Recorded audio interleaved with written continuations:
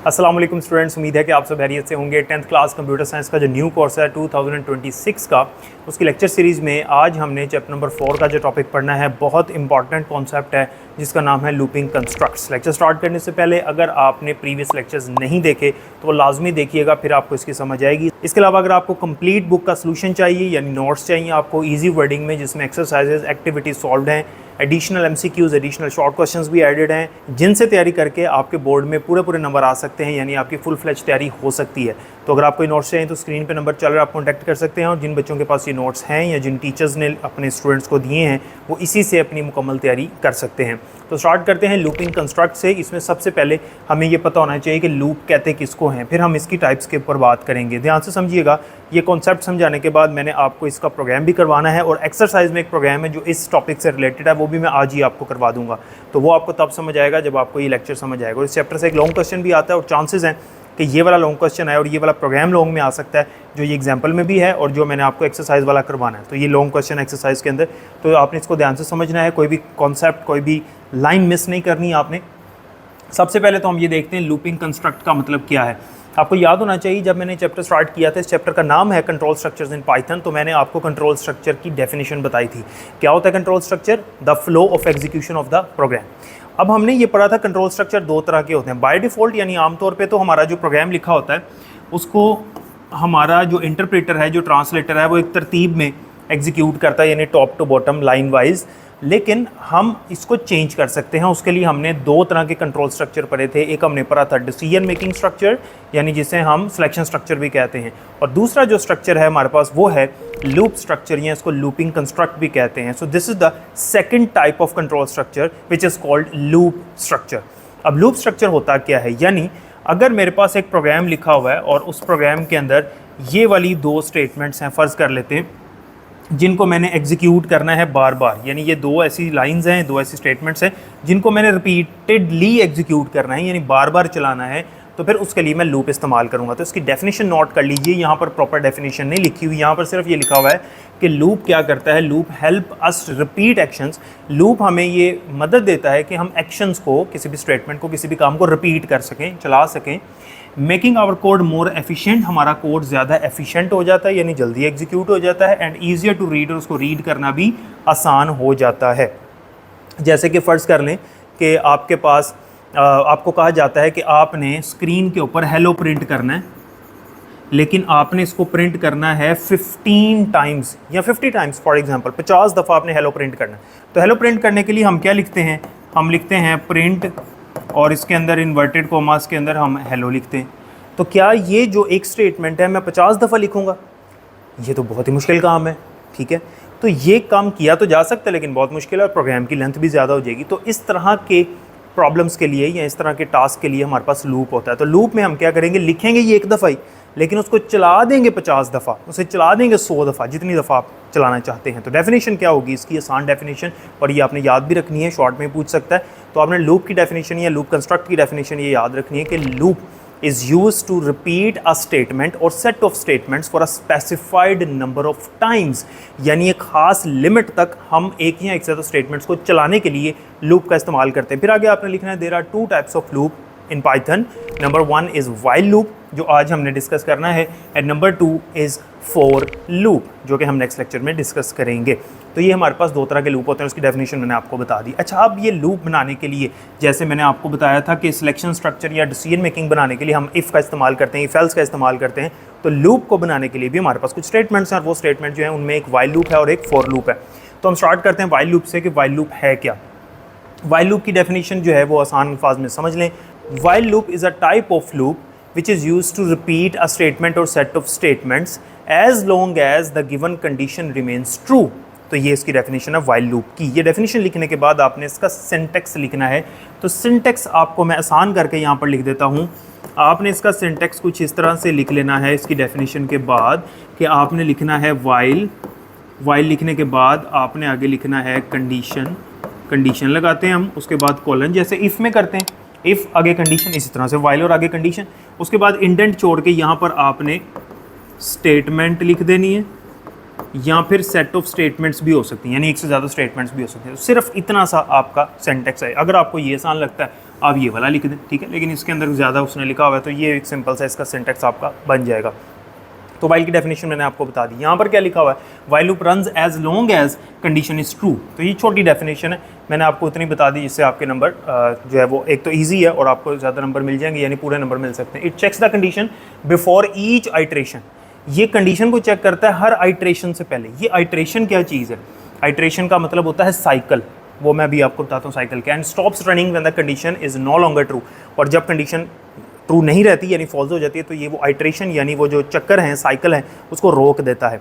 तो ये डेफिनेशन अगर आपको आसान लगती है तो ये कर ले, मैंने वैसे आसान अल्फाज में आपको बता दिया। अच्छा, अब ये जो सिंटेक्स है ना, इसको आपने समझना है, इसमें होता क्या है।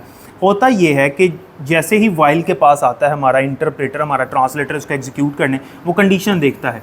अगर कंडीशन ट्रू है तो ये वाली जो स्टेटमेंट वाइल के अंदर लिखी है, या एक से ज़्यादा स्टेटमेंट्स भी हो सकती हैं, वो उनको एग्जीक्यूट करेगा। और एग्जीक्यूट करने के बाद अगर नीचे भी कुछ लिखा हुआ है, नीचे कुछ स्टेटमेंट्स हैं जो वाइल से बाहर हैं, उनके पास अभी नहीं जाएगा, यहाँ से दोबारा वापस जाएगा कंडीशन टेस्ट करने। कंडीशन अगर फिर ट्रू है फिर इसको चला देगा, और फिर दोबारा वापस जाएगा कंडीशन टेस्ट करने। कंडीशन फिर ट्रू है फिर इसको चला देगा, फिर दोबारा जाएगा कंडीशन टेस्ट करने। यानी जब तक कंडीशन ट्रू रहेगी वो इसको एग्जीक्यूट करता जाएगा। जैसे ही कंडीशन फॉल्स हो जाएगी वो इसको रोक देगा, फिर इसको एग्जीक्यूट नहीं करेगा, फिर ये यहाँ से डायरेक्ट नीचे आ जाएगा और इन नीचे वाली स्टेटमेंट्स को चला देगा। तो यही बात उसने यहाँ पर लिखी हुई है कि checks the condition before each iteration, हर आइट्रेशन से पहले, हर चेक, इसे आइट्रेशन कहते हैं कि नेक्स्ट आइट्रेशन पे चला गया, यानी हर बार नेक्स्ट साइकिल से पहले कंडीशन टेस्ट करेगा। अगर कंडीशन ट्रू है तो वाइल के अंदर जो कुछ लिखा है उसको चलाएगा, वरना नहीं चलाएगा। और अगर जब तक कंडीशन ट्रू रहती है वो चलाता जाएगा। एंड स्टॉप्स रनिंग, और उसको लूप को चलाना तब रोक देगा when the condition is not longer true, जब कंडीशन जो है मजीद ट्रू नहीं होगी। ये मैंने आपको इसका सिंटेक्स समझा दिया, इसकी वर्किंग समझा दी। अब हमने इसकी एग्जांपल समझनी है, जो कि यहाँ पे सिंपल सी छोटी सी एग्जांपल लिखी हुई है उसने। फर्स्ट लाइन में उसने लिखा हुआ है नंबर इज इक्वल्स टू 1, एक वेरिएबल है जिसकी वैल्यू है 1। यहाँ पर उसने लिखा वाइल नंबर लेस देन 10, ये उसने कंडीशन लगाई, नंबर जो है वो 10 से लेस, तो 1 से स्टार्ट कर रहा है वो, तो 1 जो है वो 10 से लेस होता है। अब ये यहाँ पर गौर करें ज़रा, उसने इंडेंट छोड़ा हुआ है यहाँ पर, ये और ये उसने स्पेस छोड़ी हुई है। इसका मतलब है कि ये दोनों जो हैं ये वाइल के अंदर हैं, ये दोनों वाइल के अंदर हैं। अच्छा, तो फर्स्ट टाइम जब उसने कंडीशन को देखा तो ये कंडीशन ट्रू है कि फॉल्स है? कंडीशन तो ऑब्वियसली ट्रू है, क्योंकि नंबर जो है वेरिएबल है उसकी वैल्यू 1 है, तो 1 लेस होता है 10 से, कंडीशन ट्रू हो गई। जब कंडीशन ट्रू हो गई तो ये दोनों स्टेटमेंट्स चलनी है।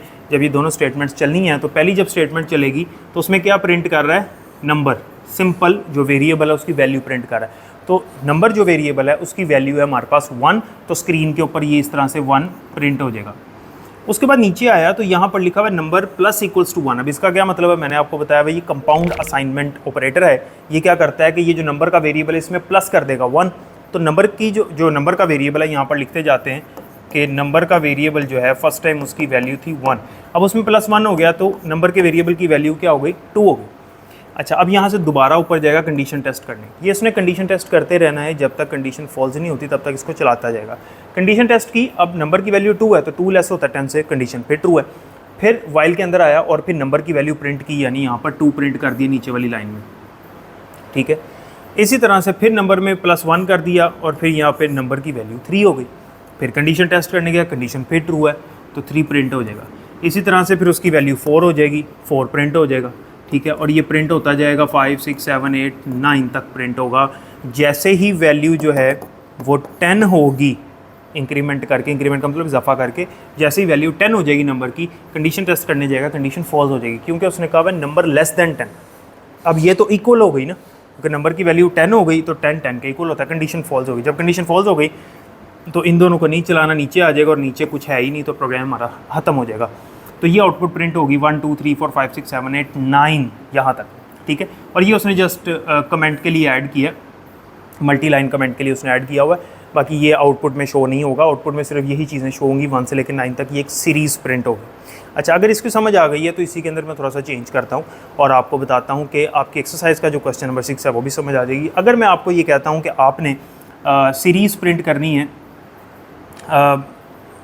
ऑड नंबर्स की, आपकी एक्सरसाइज में यही वाला क्वेश्चन है कि 1 से लेकर 20 तक जितने ऑड नंबर्स हैं उनकी सीरीज़ प्रिंट करनी है। ये जो सीरीज़ है तो नेचुरल नंबर्स की है, 1 2 3 एंड सो ऑन, और हमने जहाँ तक कहना है उसने वहाँ तक प्रिंट करना, तो लेस देन 10 लिखा हुआ तो 9 तक चलेगा।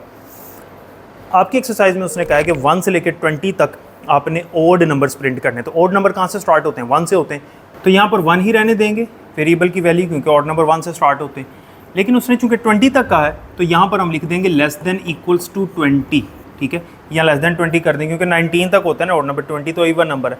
तो ये लिखने से भी चल जाएगा आपका प्रोग्राम, और फिर लेस देन 20 लिखने से भी चल जाएगा, आपकी मर्जी है। अच्छा, यहाँ पर बाकी सारा ऐसे ही रहेगा, और यहाँ पर हमने 2 का इंक्रीमेंट करना है, इस 1 की जगह पर 2 आ जाएगा, क्योंकि ओड नंबर्स के दरमियान में 2 का डिस्टेंस होता है। यानी 1 में 2 प्लस करेंगे तो 3, 3 में 2 प्लस करेंगे तो 5, 5 में 2 प्लस करेंगे तो 7, इस तरह ये चलेगा, ठीक है। तो अगर आप 1 का इंक्रीमेंट करते रहेंगे तो वो तो नेचुरल नंबर्स प्रिंट करेगा, तो आपने 2 का इंक्रीमेंट करना है। तो इस प्रोग्राम में क्या चेंज होगा? एक तो ये चेंज होगा, ये चेंज होगा, ये चेंज होगा। तो पहले 1 प्रिंट होगा, उसके बाद 2 का इंक्रीमेंट हो जाएगा, फिर उसके बाद 3 प्रिंट होगा, फिर 5 होगा, एंड सो ऑन, ये चलेगा 19 तक। जैसे ही 19 के बाद 2 का इजाफा हुआ तो वैल्यू हो गई 21, इस नंबर के वेरिएबल की वैल्यू 21 हो गई। जब 21 हो गई तो कंडीशन अब हमारे पास फॉल्स हो जाएगी, क्योंकि 21 ना तो लेस है 20 से और ना इक्वल है, ठीक है। तो ये 19 तक प्रिंट होगा, 1 से लेकर 19 तक, क्योंकि उसने कहा था 1 से 20 के दरमियान जितने भी ओड नंबर है तो वो प्रिंट करने हैं, तो वो हमने कर दी। तो ये आपकी एक्सरसाइज का प्रोग्राम है, जिसकी स्टेटमेंट मैंने आपको पहले दिखा दी। अब एक प्रोग्राम मैं आपको कहने लगा हूँ करने के लिए। अगर आपको इन दोनों प्रोग्राम्स की समझ आ गई तो वो आपने मुझे कमेंट सेक्शन में करके दिखाना है। वो ये है कि आपने 1 से लेके 50 तक जितने भी इवन नंबर्स हैं आपने वो प्रिंट करने का प्रोग्राम करना है। इसी के अंदर थोड़ा सा चेंज आएगा तो वो आप कर लेंगे। तो अगर आपको समझ आ गई तो आप कर लेंगे। तो देखते हैं कितने बच्चों को समझ आई। अपना बहुत ख्याल रखिएगा। अल्लाह हाफ़िज़।